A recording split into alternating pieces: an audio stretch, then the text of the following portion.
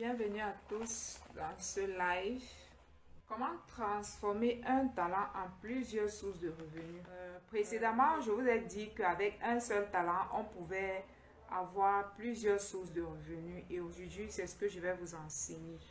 Pour faire de son talent une source de revenus ou pour utiliser son talent pour créer des rivières financières, il faut déjà, parce que le talent à l'état brut ne vaut rien. Un talent qui n'a pas été développé ne vaut rien, enfin on ne peut rien faire avec, on ne peut que faire des petits boulots et avoir en même temps des petits revenus. Donc quand on parle de prendre son talent et de faire de son talent des multiples sources de revenus, d'accord, ça veut dire tout simplement que on a transformé ce talent en une compétence, c'est-à-dire avoir une maîtrise ou des connaissances approfondies de son talent. Ça veut dire qu'on a déjà travaillé sur ce talent-là et que ça nous a permis d'avoir une expertise. Ça nous a permis d'avoir des connaissances, des performances vraiment très excellentes à haut niveau. C'est en ce moment où on peut dire que on peut transformer son talent en plusieurs sources de revenus. Donc ça, c'est la première étape. Tu découvres ton talent, tu le développes. Une fois que tu as une compétence ou des compétences, en ce moment, tu peux les utiliser pour créer des sources de revenus.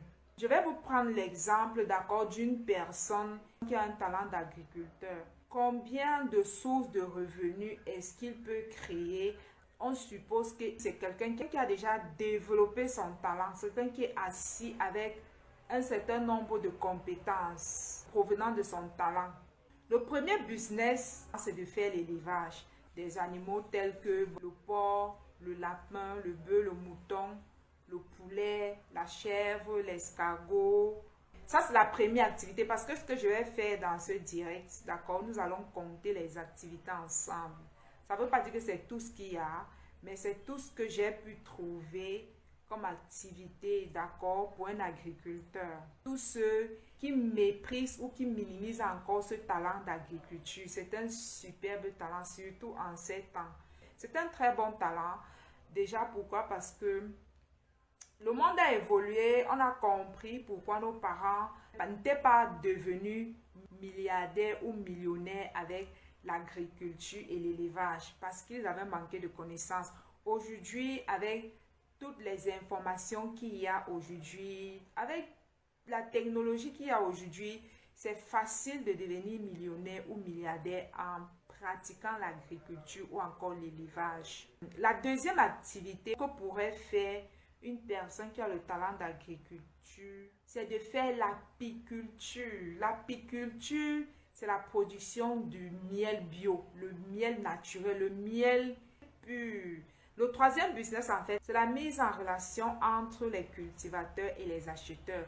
Donc, on peut également se former dans le négoce, exporter soi-même ce qu'on vend, parce que dans la formation, on va vous montrer comment trouver les clients au bout du monde. Donc, on peut se former dans le négoce pour devenir soit intermédiaire, celui-là qui connecte les acheteurs aux producteurs.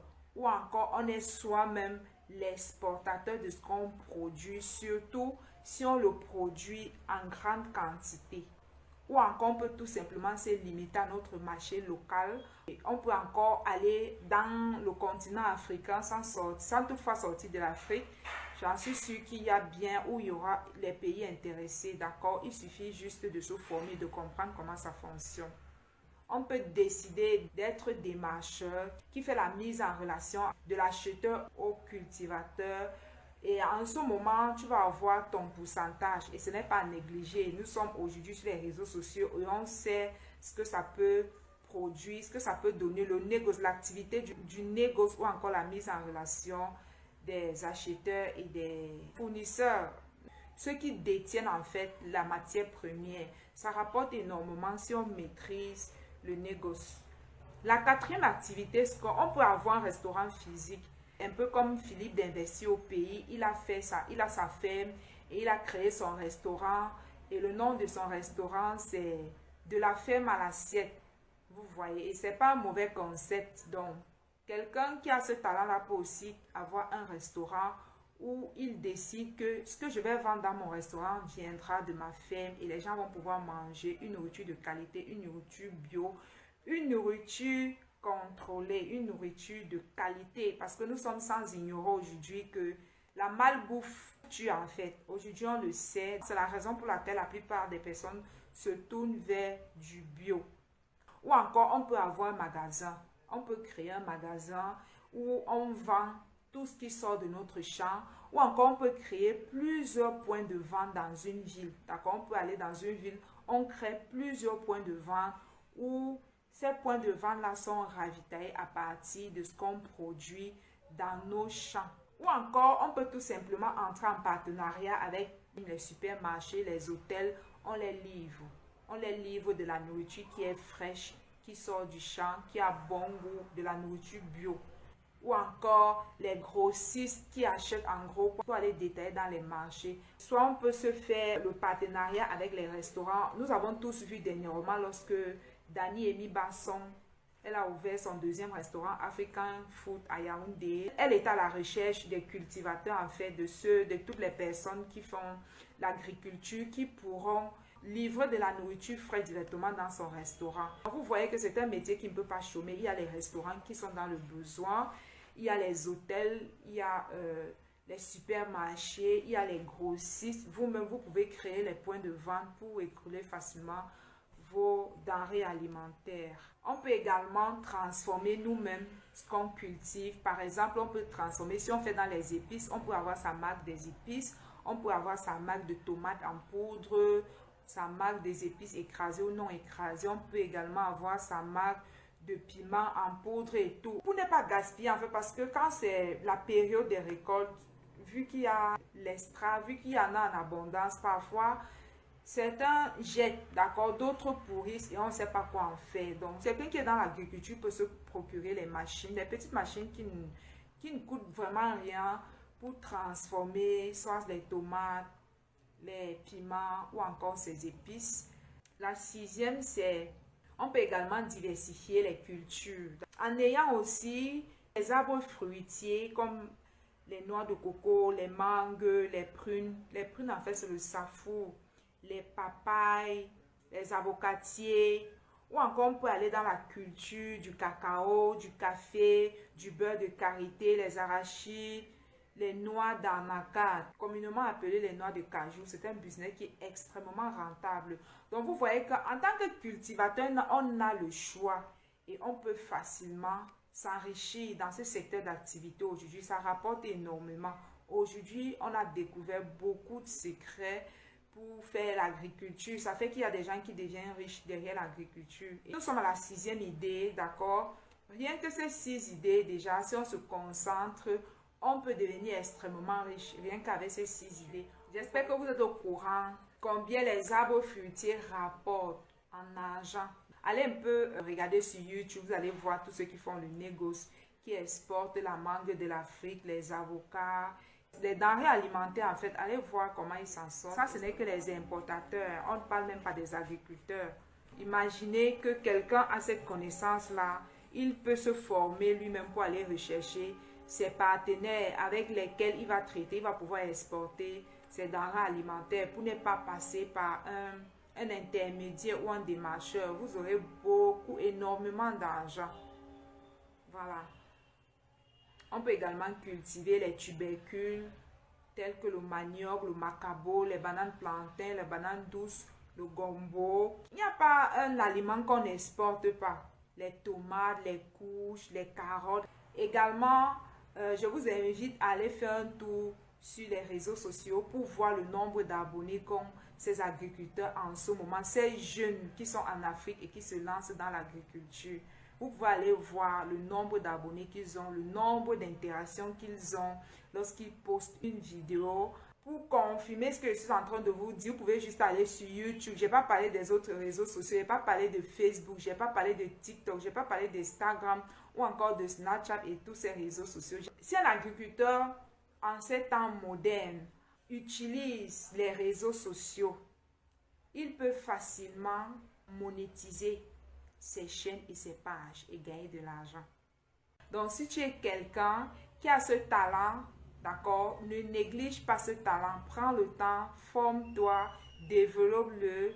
Et voilà quoi. Assieds-toi dans ton domaine et bâtis ton patrimoine. D'accord? Le 9e business, c'est la création des formations en ligne. Parce que oui, ils font aussi des formations où vous venez à la ferme, ils vous forment sur place à la ferme, en live, en direct. Vous voyez ce qu'ils font en direct et tout. Il y a ce type de formation que les gars offrent. Également, il y a la formation en ligne. Il y a aussi la formation où les gars se déplacent pour aller dans les autres pays africains pour aller donner les formations aux personnes qui les suivent sur les réseaux sociaux, aux personnes qui ont pris le temps de conseiller, d'inspirer de par leur talent d'agriculteur. Ça, c'était la 9e source de revenus. La 10e idée, c'est qu'après plusieurs années d'expérience, on pourrait aussi écrire des livres et les vendre sur Amazon. Une fois qu'on a écrit son livre, on peut également le traduire en plusieurs langues et le vendre à travers le monde entier. Après plusieurs années d'expérience, un agriculteur peut s'asseoir et écrire des livres. Et il y a des formations pour ça, comment écrire un livre facilement. Il y a le coach William Jamen qui fait les formations pour écrire des livres facilement avec la connaissance que vous avez accumulée dans votre secteur d'activité. C'est possible. Donc, si vous ne savez pas comment écrire un livre, allez développer cette compétence-là chez le coach Jamen William. Il est sur TikTok, il est sur YouTube et sur Facebook. Vous tapez le coach Jamen William et vous allez le trouver. C'est un héritage en fait parce que après vous, ces livres-là vont continuer à rapporter de l'argent à vos enfants et à vos petits-enfants. Donc, c'est tout un héritage qu'on laisse. Ne mourons plus en fait avec la connaissance. Quand on a eu des connaissances dans un domaine africain, africaine, écrivons des livres pour la prochaine génération. C'est extrêmement important. C'est capital en fait pour permettre à ceux qui vont venir après nous d'avoir la connaissance pour pouvoir également réussir dans ces différents métiers où on a eu les compétences en fait. Parce que quelqu'un qui commence dans un domaine ayant déjà la connaissance n'est pas pareil que quelqu'un qui commence à zéro en fait. Donc apprenons à laisser un héritage dans l'écriture. C'est extrêmement important. Et en ce moment, je suis très heureuse. Pourquoi? Parce qu'au début, quand on a commencé les réseaux sociaux, la plupart des Africains parlaient beaucoup plus des livres des Blancs. Aujourd'hui, c'est plus ça. Les Noirs commencent à écrire. On a beaucoup écrit que on ne recommande plus seulement les livres des Blancs. Il y a également les livres des Noirs. Et je suis vraiment contente vraiment de voir qu'aujourd'hui, les Noirs ne recommandent plus trop les livres des Blancs. C'est pas comme si les livres sont pas bons. Mais aujourd'hui, on a aussi nos livres parce que les Noirs ont leur réalité et les Blancs ont leur part de réalité. Ou encore les Caucasiens ont leur part de réalité. J'admire et j'apprécie tous ceux qui écrivent. Je les apprécie énormément. Je n'ai même pas parlé de la pisciculture. Voilà, il y a énormément de choses qu'on peut faire. Déjà, toutes ces activités-là, il faut toute une vie pour les développer. Vous voyez qu'avec un seul temps, là, vous pouvez créer plusieurs entreprises et avoir autant d'employés. Vous voyez, parce que tout ça, là, un seul homme, une seule femme ne peut pas faire ça. On a besoin d'employer des gens et de permettre aux gens, d'accord, qu'on emploie dans nos différents pays, de pouvoir avoir un salaire également. On diminue le chômage en quelque sorte. On contribue au développement de notre beau continent, l'Afrique. Uniquement avec un talent, on peut faire des merveilles et gagner super bien sa vie. Et laisser un héritage à ses enfants. Bon, je vais vous expliquer ce que papa m'avait révélé un jour. Ça, c'est une révélation qu'il m'a donnée il y a plusieurs années. Le Seigneur m'expliquait que quand il donne un talent à une personne, le talent, en fait, a des activités qui se connectent ensemble, qui sont complémentaires, qui matchent ensemble. Vous voyez qu'avec le talent d'agriculteur, je viens de vous citer une panoplie d'activités qu'une personne ayant ce talent pourrait avoir. En Afrique, on cultive aussi déjà les pommes de France, les fraises et tout ça. Donc, il y a énormément de cultures qui sont développées. Il y a également la culture du champignon, le mushroom en anglais. Ça se cultive énormément au Bénin, je crois. Oui, ils cultivent ça au Bénin. Imaginez quelqu'un qui a des hectares de bananes et qui peut les exporter. Combien de millions il pourrait gagner dans cette culture? Uniquement un champ de bananes, bananes douces ou encore bananes plantain. Donc toi aujourd'hui, quel est ton talent en fait? Développe bien ton talent et puis tu regardes en fonction de ton talent, tu vas voir quelles sont les activités qui sont complémentaires, qui matchent ensemble. C'est ainsi qu'il faut juger son talent en fait. Quand il faudra peut-être vendre mes activités ou les produits que je vais développer en partant de mon talent, je vais toucher la même cible en fait. Je vais vous donner un autre cas pratique. Si une personne est passionnée de beauté, de coiffure, de soins de peau et tout, elle peut vendre des perruques. Première activité. Elle peut apprendre à coiffer et à customiser ses perruques. Parce que quand on customise et coiffe les perruques, ça donne une plus-value et ça permet de vendre ses perruques plus chères que celles qui ne savent pas coiffer. Une personne qui customise ses perruques vend les perruques 2 ou 3 fois plus chères que celles qui ne customisent pas les perruques. La troisième activité, c'est qu'on peut avoir également les formations pour former celles qui veulent apprendre à customiser leurs perruques également. On peut aussi créer un salon où on coiffe les gens, d'accord, où on coiffe ou encore où on tresse. Et vous savez, pour ceux qui sont dans les pays européens, combien les tresses africaines coûtent cher. On peut également créer une marque d'appareils. Vous savez, pour coiffer les perruques, pour les boucler, pour les lisser et tout, il y a un ensemble d'appareils à avoir. Il faut avoir le peigne chauffant, il faut avoir le lissoir, il faut avoir les appareils qui bouclent. Il faut avoir plusieurs types d'appareils pour pouvoir customiser ses perruques. Donc, si une personne a ce talent de beauté, tu peux créer une marque d'accessoires, d'appareils pour coiffer les perruques. Et qu'est-ce que je venais de vous dire tantôt? Pour savoir que tu es dans le bon, les articles que tu crées en fait s'adressent à la même niche. Donc, une femme qui va venir sur votre site internet, qui va acheter une perruque, aurait besoin également des appareils pour coiffer. Vous voyez, ça va dans le même sens. On peut également créer une marque de produits pour l'entretien des perruques et on la vend à la même cible. La septième, c'est également la création des produits capillaires. Vous pouvez créer les produits pour la pousse des cheveux afro, pour nos cheveux, pour l'entretien de nos cheveux, contre les pellicules, pour faire pousser les cheveux, ceux qui ont perdu les cheveux devant. Voilà, on peut créer une gamme capillaire si on se forme et ça va se vendre à la même cible comme je disais tantôt. On peut également se former dans le make-up professionnel et devenir une maquilleuse ou un maquilleur professionnel. Commercialiser les accessoires tels que les faux cils, les vernis, les faux ongles et tout ce qu'on utilise pour placer ces ongles. On peut créer toute une marque derrière ce talent. Tout ce qui rentre dans la niche de la beauté, perte de poids, compléments alimentaires, produits intimes, tout ce qui permet à l'être humain de se sentir beau, de se sentir propre, de se sentir d'avoir une belle forme, les gaines également, les gaines amincissants, les gélules amincissants, les produits intimes pour laver Jessica, les produits pour la perte de poids, les compléments alimentaires, tout ça rentre dans la niche de la beauté. La création des produits cosmétiques pour la peau, pour adultes, pour la peau, pour enfants, pour entretenir la barbe des hommes, encore pour la peau des hommes. Création des vêtements, on peut créer ses propres vêtements ou encore on peut vendre simplement les vêtements et les sacs à main, les chaussures, les marques de parfum. Tout ça rentre dans la niche de la beauté. Donc, on peut également avoir l'ouverture de plusieurs salons de spa dans la même ville ou encore dans d'autres villes. En fait, on peut avoir un salon de spa, salon pour l'entretien de la peau, tout ce qui rentre dans les soins beauté. Ça fait, nous sommes à la 13e idée pour ceux qui sont dans le talent de la beauté. Donc, vous voyez qu'avec un seul talent, on n'a même pas besoin de deux. Et je peux vous assurer que la plupart des êtres humains, puisqu'ils ne comprennent pas la puissance du talent, ils ne savent pas que leur argent est caché dans leur talent, qu'est-ce qui se passe? La plupart des gens n'utilisent pas le 20% de leur talent. La plupart des gens sont juste sur une seule activité. Si avec un talent, on peut déjà faire autant d'activités. Avec deux talents, combien d'activités peut-on en faire? C'est la raison pour laquelle je vous exhorte, d'accord, à tous ceux et celles qui ont occupé le couloir des autres. Sortez des couloirs des autres.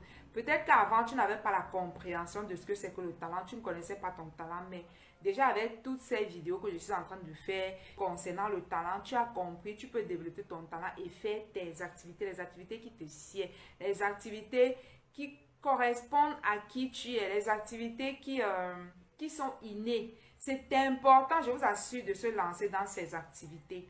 Parce que oui, je viens de vous citer combien on peut créer des rivières financières avec ces talents. C'est bien beau. Mais il ne faut pas oublier que il y aura des moments difficiles, d'accord? Il y a une étape entre quand on développe son talent et quand on fait de son talent une activité, un business, où les gens peuvent déjà te payer, d'accord? Parce que tu as déjà développé une compétence ou des compétences en fait. C'est tout un processus. Donc, il y a un temps, il y a quelques années qui peut s'écouler derrière. Donc, ça fait que et si on était allé, par exemple, se lancer dans une activité juste parce qu'on a vu certaines personnes réussir dans l'activité, si ce n'est pas l'activité qui nous passionne, si ce n'est pas une activité qu'on aime faire, si ce n'est pas vraiment nos talents, on va se décourager. Comme je vous ai dit, la vie teste tout. Quand tu vas avoir les moments de difficulté pendant que tu seras en train de chercher à monétiser tes talents, voilà quoi, ou encore à te faire connaître pour pouvoir vivre pleinement de tes activités, il y a un temps. Des difficultés en fait qu'on va traverser, il y aura un temps où on ne sera pas en mesure de vraiment rentabiliser avec ces activités. Et pendant ce temps-là, si tu n'es pas dans une activité qui te passionne, qu'est-ce que tu fais? On va abandonner. Voilà la raison pour laquelle j'ai dit la dernière fois, la plupart des gens passent leur temps à créer de nouvelles activités. Pourquoi? Parce qu'ils ne comprennent pas que c'est normal. Lorsqu'on crée une nouvelle activité, c'est normal que l'activité ait des étapes. D'accord?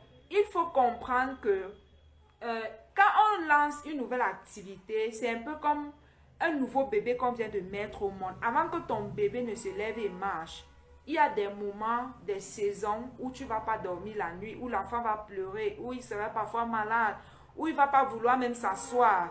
Il te sera même difficile d'aller faire la cuisine ou de travailler parce qu'il ne veut pas s'asseoir, il veut que tu le portes. Il ne veut pas dormir, il te dérange, parfois il est malade. Il y a toutes ces étapes-là même avec notre talent, d'accord? Il faut le comprendre. Donc quand je vois les gens qui abandonnent facilement les activités, parfois ce sont leurs talents, mais ils abandonnent quand même.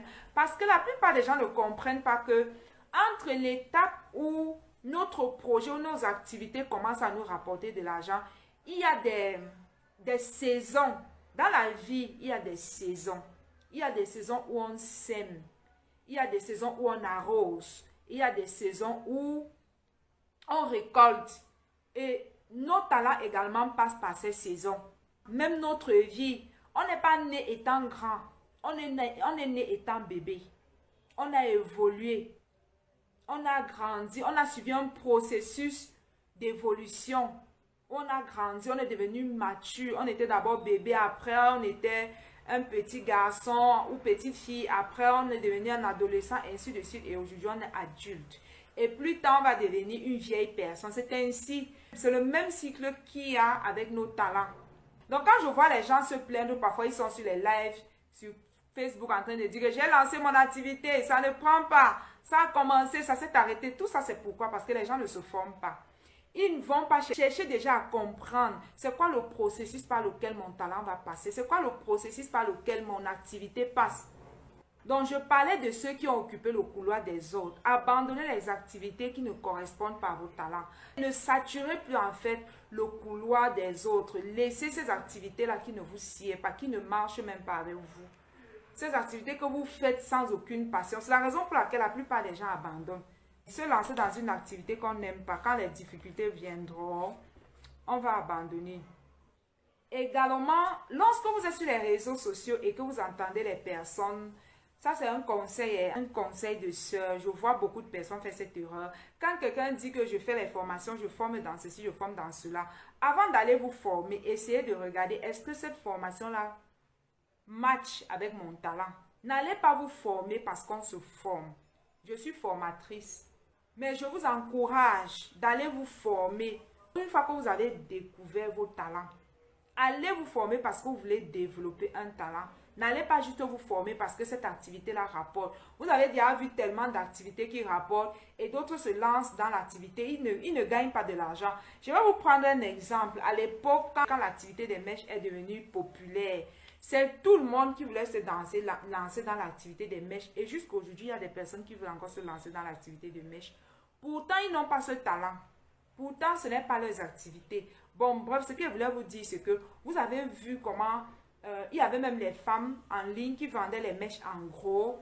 Et on a constaté en fait qu'avec le temps, certaines femmes venaient acheter en gros et elles n'arrivaient pas à vendre. Vous voyez. Parfois, elles ne vendent pas parce qu'elles ne connaissent pas la vente. Tout simplement, elles ne se sont pas encore formées pour savoir comment on vend.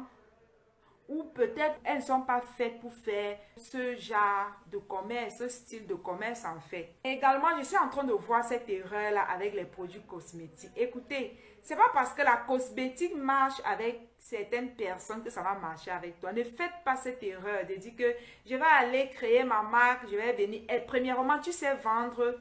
Est-ce que tu as un talent de beauté? Oui, parce que si tu es dans le talent de beauté, si tu es passionné par tout ce qui est beauté, oui, tu as le talent. Oui, mais après avoir eu le talent, est-ce que tu sais vendre?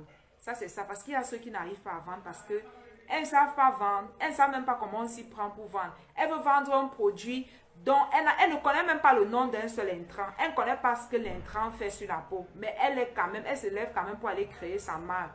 La plupart des gens commettent beaucoup d'erreurs. Et je vous donne quelques temps, vous allez comprendre les pleurs sur les réseaux sociaux. Que, oh, elle m'a trompé, j'ai donné tel million, on a créé ma marque, depuis là, je n'ai pas encore vendu. Vous allez voir, ça va arriver. De même comme les mèches, il y a certaines femmes qui m'ont contacté auparavant, qui m'ont dit, tu fais comment pour vendre? Moi, je m'en sors pas vraiment. Dis-moi comment tu fais, parce que depuis que j'ai acheté le stock de mèches, c'est calé entre mes mains. Vous voyez, je lui demande, tu sais coiffer? Non, tu sais faire quoi? Elle ne sait rien faire.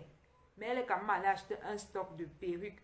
De même comme celles qui sont en train d'aller faire leur marque, parce que oui, elles ont vu certaines personnes réussir dans le business de la cosmétique. Elles se sont dit que oui, c'est l'opportunité également pour elles. Avant d'aller dire que tu peux créer ta marque, si tu as le talent de cosmétique, apprends déjà à comprendre comment on vend, comment on fait pour avoir les clients. C'est quoi les intrants? Ça fait quoi sur la peau? Quelle est ta niche? Ne le faites pas si ce n'est pas votre talent. Parce que ce n'est pas ton talent, je t'assure, ça va t'épuiser, ça va te fatiguer, ça va t'ennuyer. Allez avec les activités qui font partie de votre talent et de vos potentiels. Ne vous engagez pas dans les formations si vous ne connaissez pas votre talent. Ne vous engagez pas dans les formations. Si ça ne concerne pas vos domaines d'activité, ne faites pas ça. Même si c'est ma formation, ne venez pas. Et c'est l'erreur que la plupart des gens font, ils finissent de se former, mais la formation qu'ils ont faite ne les amène jamais nulle part. Vous voyez, du gâchis. On ne se lève pas juste comme ça pour faire les choses. Hein? Est-ce que vous avez compris, mes champions? Je vous donne ce message par amour, d'accord? Je ne suis pas là pour juger quelqu'un, mais je n'aimerais pas juste voir les pleurs. D'accord? Avec cet argent-là, tu pouvais aller développer tes talents, tes vrais talents en fait. Dans quelques temps, vous allez voir sur les réseaux sociaux les stocks qui ne sont pas vendus. Bonsoir, Kel. Comment tu vas, ma chérie? Ne vous lancez pas dans les activités qui ne vous passionnent pas. C'est un perte de temps. Ça va finir par vous fatiguer. Le jour où vous allez avoir les difficultés dans cette activité-là, vous allez abandonner.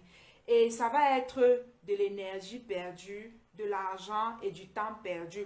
Pourtant, ce temps, tu pouvais le mettre dans tes vraies activités, dans tes talents à toi, les développer et gagner de l'argent. Je vous assure qu'il n'y a pas moindre talent, il n'y a pas de petit talent. Il n'y a pas un talent qui ne peut pas te rendre milliardaire. Si tu le développes comme il se doit, si au fur et à mesure tu te développes, tu te formes, tu avances, quand tu te rends compte que dans mon talent, il y a encore ça que je dois créer, qu'il me faut créer, que je n'ai pas encore cette compétence, tu vas chercher la connaissance dans ce sens-là, tu viens, tu te développes, tu crées. Je vous assure, vous avez vu comment on peut faire les merveilles avec un seul talent. Autant d'activités, une seule personne avec un talent peut créer au moins 10 activités, 13 activités à lui seul. Avec tout ça, on n'a plus besoin d'aller courir pour aller chercher les activités des autres. Je vous assure qu'il n'y a pas un petit talent. Aucune activité n'est plus importante que l'autre. Toutes les activités sont rentables aussi longtemps que ça nous passionne. Et si on est prêt à se former pour faire de notre talent une réelle compétence. C'est ce que j'avais pour vous aujourd'hui. Le live est terminé. Il y a énormément à faire avec nos propres talents. Donc vraiment, évitons d'aller nous engager dans les chemins qui ne nous mènent nulle part. Parce que je vous assure, aucune activité n'est un chemin tranquille en fait. L'entrepreneuriat ou encore le fait de vouloir créer des activités, on va tout le temps rencontrer les difficultés. Vous avez l'habitude de voir toutes ces personnes qui sont dans l'entrepreneuriat, qui vous racontent parfois les difficultés qu'elles rencontrent. Donc, si on n'est pas passionné par ce qu'on fait, on va abandonner. Je vous en supplie. Vous êtes venu sur la terre avec vos talents déjà en vous, avec vos activités en vous. Allez chercher ces activités-là et faites vos activités. Laissez ceux qui font pour eux et vous développez vos parts d'activité. Merci à Kel d'avoir partagé. Évitez d'aller perdre vos années gratuitement dans les activités inutiles. Concentrez-vous sur vos activités et vous allez réussir. Quand je vois comment dans notre communauté, on passe le temps à faire les mêmes activités, les mêmes choses, c'est comme si Dieu n'avait donné qu'un seul talent aux Africains. Vraiment, revenons-nous un peu dans ce sens.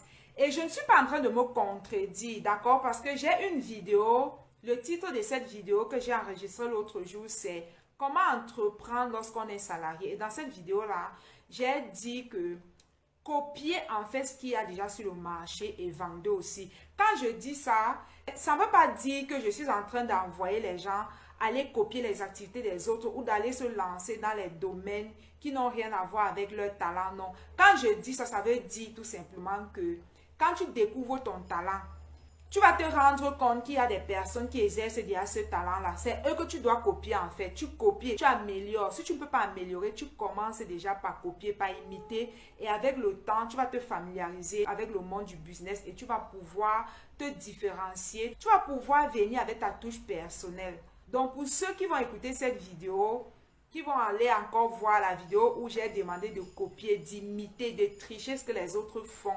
En réalité, ce qu'on veut créer dans la vie, si cette terre existe déjà. Donc, il faut tout simplement regarder ou chercher les personnes qui font déjà ce que toi tu fais. Tu copies, tu les imites et tu apportes ta touche personnelle. Une petite différenciation en fait. Sinon, il n'y a personne dans ce monde qui excelle sans imiter, sans copier quelque chose de quelqu'un, même si c'est un message que tu as écouté, si c'est un livre que tu as écouté, tu as copié quelque chose de ce mentor. Donc c'est de ça dont il est question quand je demande de copier. Tu ne peux pas créer si tu ne copies pas chez les autres. Mais quand on copie, on doit apporter sa différenciation ou bien encore sa touche personnelle. Donc ce que tu cherches à créer existe déjà. Parce que tant que tu n'es pas inspiré par des mentors, tu ne sauras pas comment faire cette chose-là de manière excellentissime. Et également, quand on parle de formation, c'est quoi? C'est que tu t'en vas prendre la connaissance que cette personne a dans ce domaine. Tu vas te former et tu viens t'asseoir, tu réfléchis par rapport à ton vécu, par rapport à ton passé, par rapport à tout ce que tu as traversé dans ta vie. Tu te sers maintenant de ton histoire pour vendre. Sinon, à la base, tu as eu une connaissance, tu as eu une information de quelqu'un, quoi. Donc, quand je dis de copier, ça ne veut pas dire de copier bêtement. Quand je dis de copier, ça ne veut pas dire d'enterrer son talent et d'aller tout copier chez les autres sans réserve.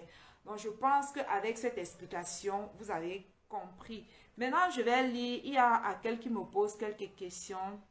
Elle dit, mais lorsqu'on copie, ça ne crée pas trop de concurrence? Non.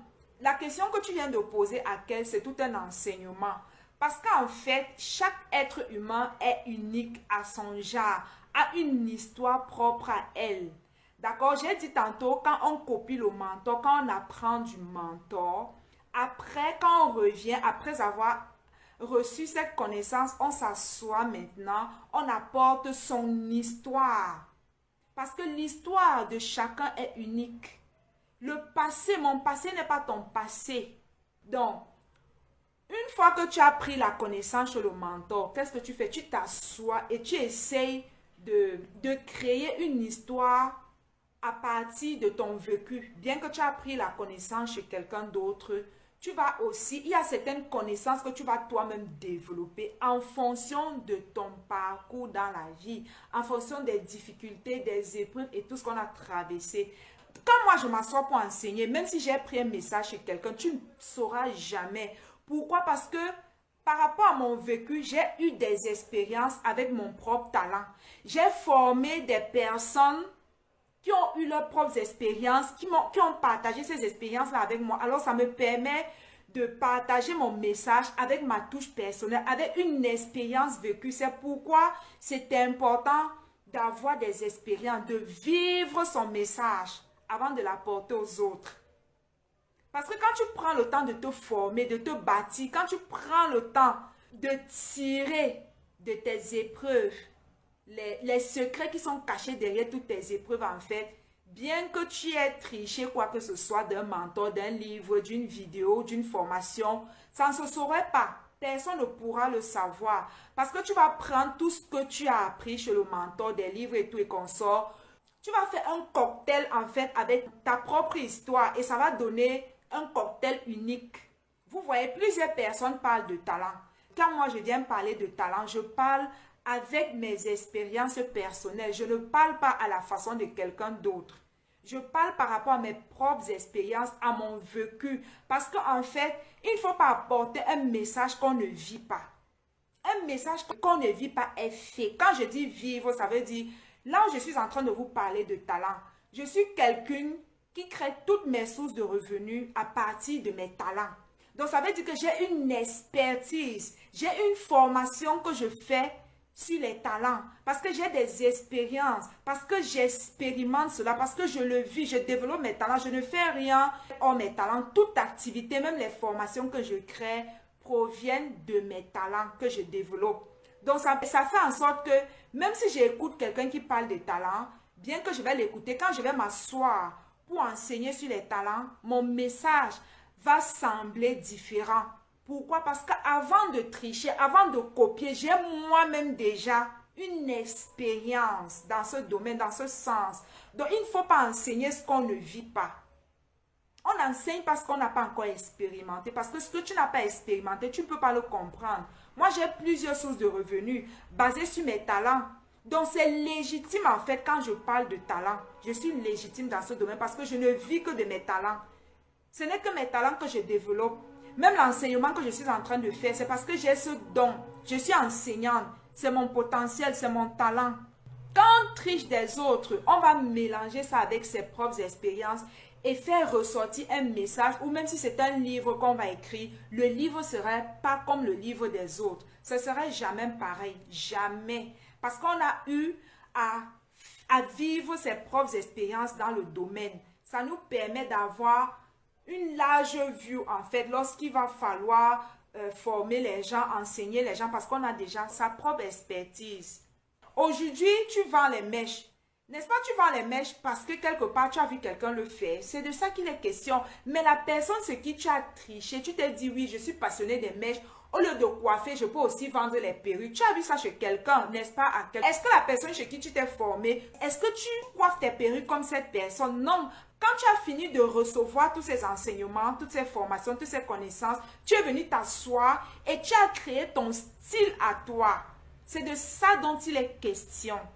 Ça ne crée du tout pas de concurrence. Si après avoir copié, tu vas venir mettre ta touche en fait dessus. Aujourd'hui, toi, tu excelles dans le domaine des perruques.